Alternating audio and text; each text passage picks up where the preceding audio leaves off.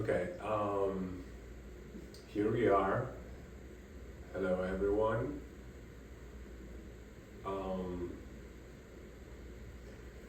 Today I'm speaking about the time that I met the fashion designer Diane von Fürstenberg. Um,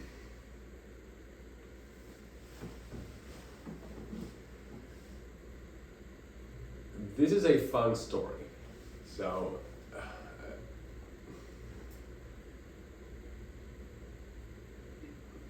me see how can I organize this in a very concise and clear.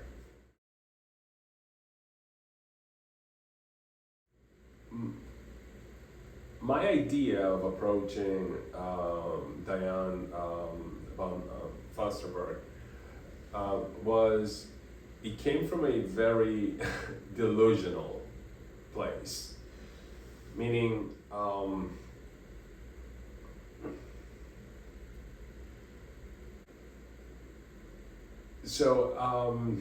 my idea of trying to meet Diane was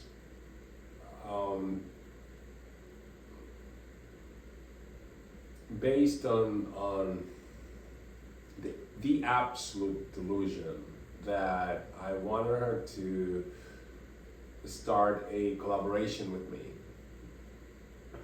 And I wanted her, this is all in my head, right? I wanted her to start printing my works on her textiles and designs. And I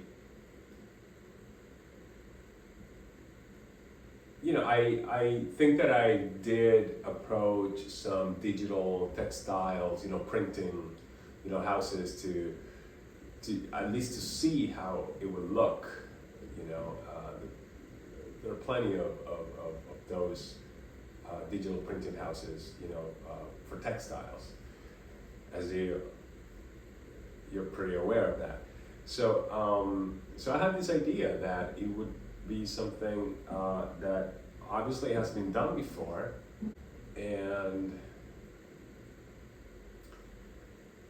but I was strictly believing that by having my works printed on those textiles, it would be phenomenal. It would be just so powerful.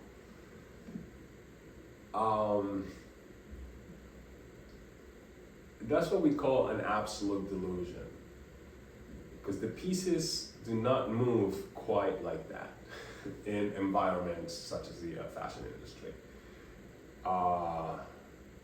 if you know what I mean. So, extremely naive of my approach.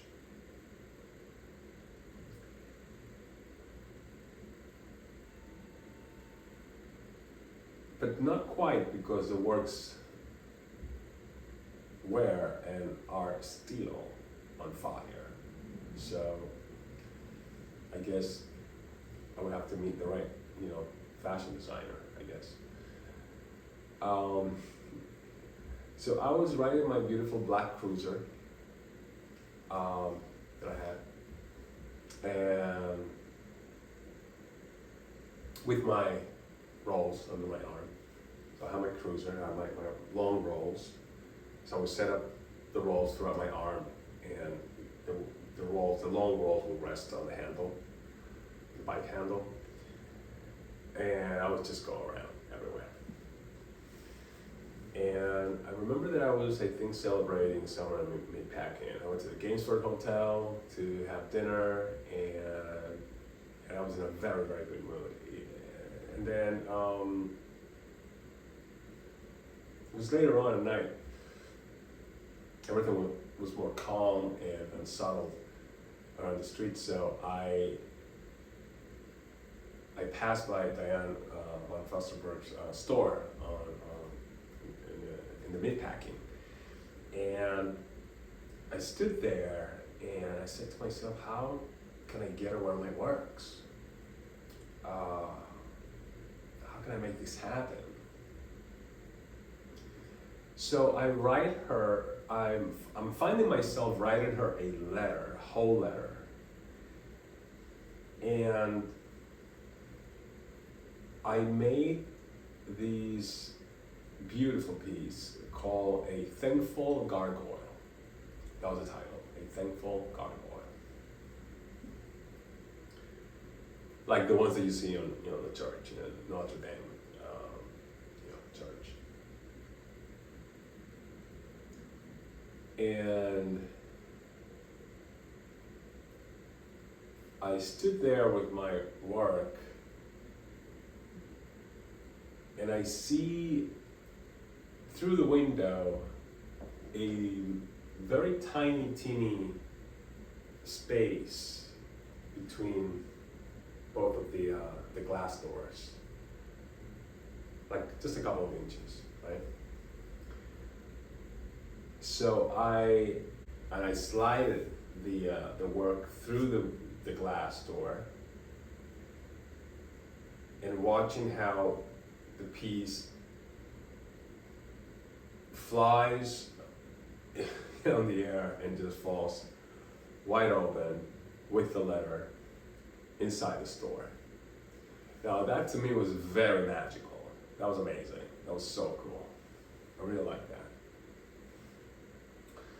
I chose to be calm and not to push anything that it wasn't meant to be. So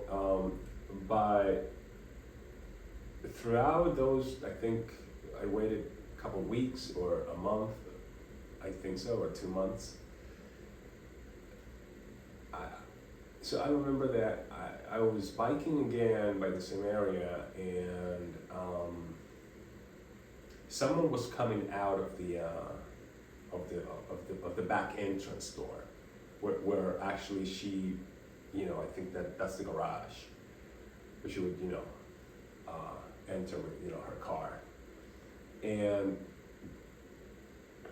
this person that works for her comes out, and I ask him, have you seen by any chance a work hanged that it says a thankful gargoyle, and it's like it has the colors of red and gold, and it's made of graphite or paper. And this person that works, still works for her, he says to me, yes, it's framed in her office. That piece is framed in her office. So that made my whole year. I think that I waited a couple of months, or maybe a whole year, or less than a year. I can't even remember those things anymore, which is so bad. But I gave her another work, beautiful work.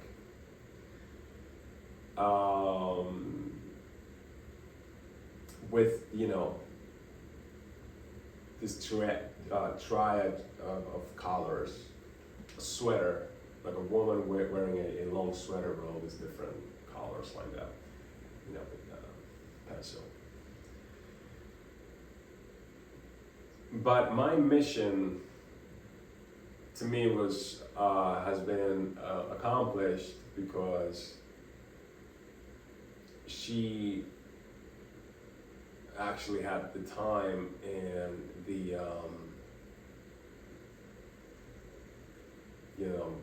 kindness, or I guess the understanding of who I was, and frame my work and set it up in her office. And then something very interesting happened throughout those months, that season, that the colors in her store started changing.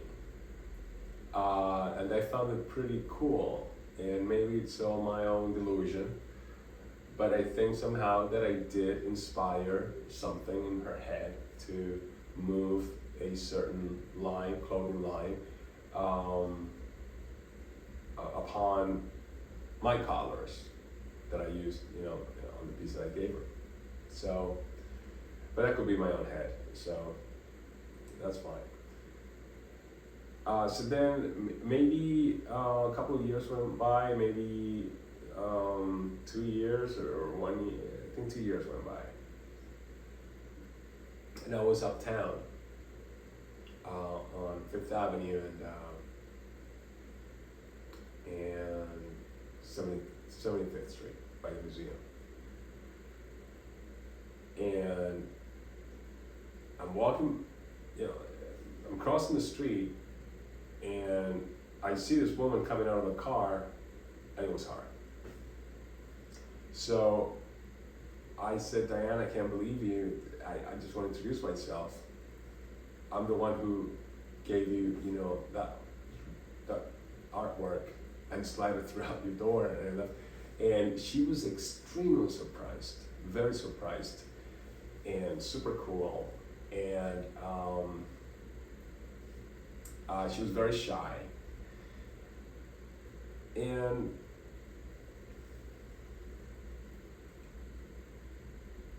then, we went our separate ways. And I think that after that, I went to the Gaussian Gallery to see,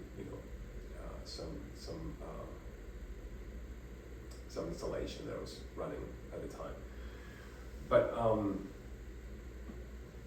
so, there's nothing. What I learned throughout this kind of experience, this university of life, is that you can never, ever, ever expect for someone to make your life or to make your dreams, come true. It doesn't exist. Or you would not become the person that you should become just because you relate yourself to, that you want to relate yourself to famous people. It doesn't work that way. It helps in a way, but you have to be ready. They're not going to make you ready for you. You have to be ready, and you have to be on top of your own mountain. That really took me many years to understand, and I was very conscious.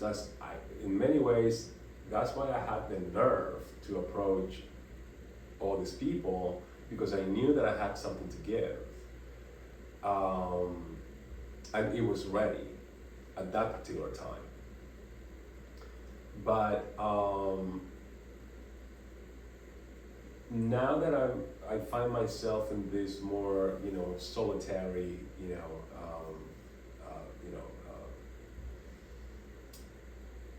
in this like one-seat roller coaster that I call it.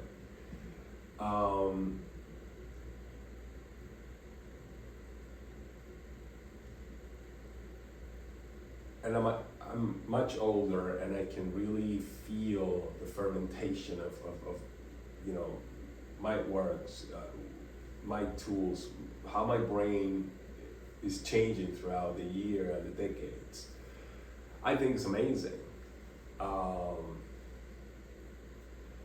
I think it's amazing. We have this, that we can communicate ourselves somehow, and people they don't even need to leave, their homes to earn a living, which is super cool to me personally, because I'm kind of a loner, so that would be perfect for me. I became a loner. Well, I have been always a loner in my head, but I love people, which is very, it's contradicting. Like I do love people. But I know that I have so much work to do that I have to invest all my time and to dive as deep as I can and fly as high as I can to get where I want to get. So,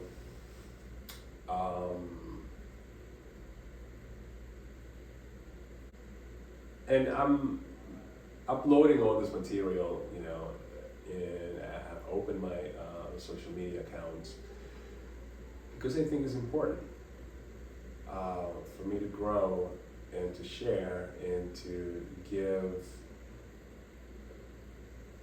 to whoever is interested, a piece of information of who I am. It's good to keep things, under a mysterious mode, but I think you can keep your art mysterious and energetic and powerful. But other things that I think are nice to share with people about you, who you are. So I always say, we only have one shot. So here we are. Here we are on my Scandinavian bench trunk that I made myself, and happy, very happy that Diane von Fürstenberg has one of my works hanging in her office. A thankful gargoyle. If I find the piece scrolling down throughout my phone, I'll add it to the video.